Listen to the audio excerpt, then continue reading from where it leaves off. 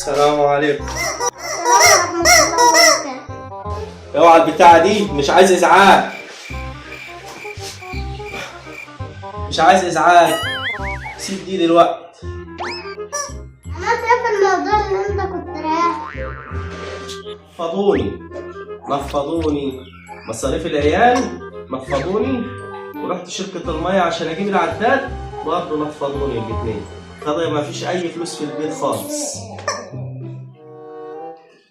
حتى بصي وصولات هي دي اللي بقيت معايا. بص يا سلوكة، دي وصولات الكتب دفعت. طبعا بقى ما جبت السبلايز وجبت الحاجة كلها ماشي. خدي وبعينيهم جوه. وادي بصي دولت بتوع المية، بتوع عداد المية. وصل ب100 وصل ب10,900، يعني 11,000 جنيه. 11,000 جنيه ومصاريف الكتب ومصاريف الحاجة، يعني دخلت في 13,000 جنيه المصاريف كلها. فانت بقى ما تطلبيش مني فلوس لحد ما اجيب سلفة من الشغل وابقى اديك الفلوس ماشي. يلا قومي بقى شوفي هتعمل ايه جوه. تعالى يا سلوك. وخد الواد ده معاك. تعالى يا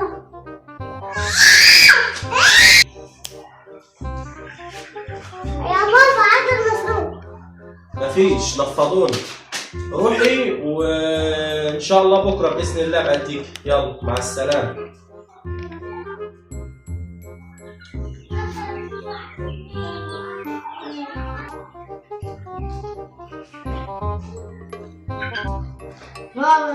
بابا انا عايز فلوس الدرس وعايز مصروف. مصروفك؟ فلوس الدرس؟ وريني كده اللي معاك ده. ايه ده؟ قصب؟ رايح الدرس بقصب؟ بص شوف كده، اقرا الفواتير دي كده. كام وكام؟ اقرا كده وشوف. 1 ب100، التاني ب10,900.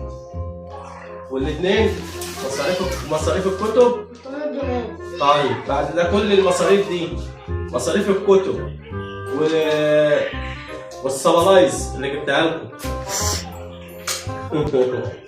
والسبلايز اللي جبتها لكم، تفتكر ان انا هيكون معايا فلوس؟ ده انا يا ابني لو بتاجر في المخدرات ولا في السلاح مش هيبقى معايا فلوس خلاص بقى. ان شاء الله مش كل يوم من نفسك كده تروح من الدرس وقدام من غير مصروف. روح وان شاء الله انا هجيب سلفة من الشغل النهارده، وانت مش مهم النهارده تاخد مصروف. وقول للمدرس بتاعك بكره ان شاء الله هديك الايه، هجيب لك المصاريف ماشي. فانا كده خلصت كل الفلوس اللي معايا، خلصت على المصاريف بتاعتكم ماشي. يلا روح اتكل على الله. خد دخل الفواتير دي جوه الاول قبل ما تمشي. يلا تعال سلوك.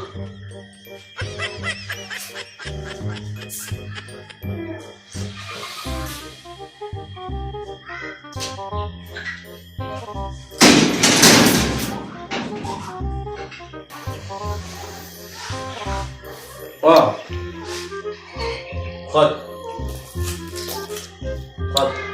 ماما.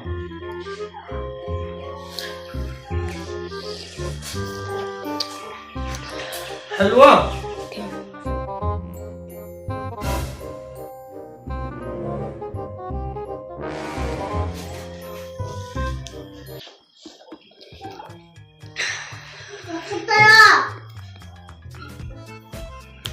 لو عجبكم الفيديو متنسوش الاشتراك في القناة وتفعيل زر الجرس.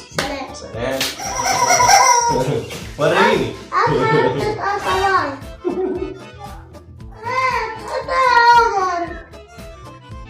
متبقاش طماع.